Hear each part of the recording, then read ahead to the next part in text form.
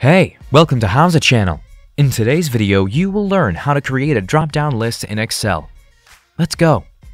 Open Excel file. We have a table with data ready for this video. We will create a drop-down list for country column. Select the data in the column you need, right-click on it and select Cut from the list.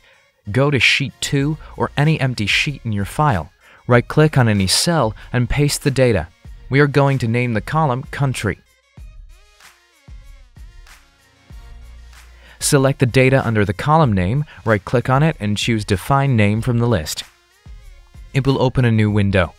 Enter the same name as your column. Click OK.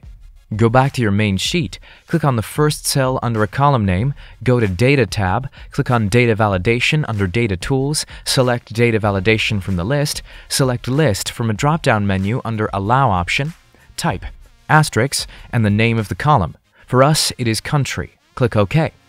You will get a tiny arrow next to the first cell. Click on it and you will see the drop-down list. Select the cell and drag down to copy the data. Each cell in the column will get a drop-down list. Enjoy! Thanks for watching the video.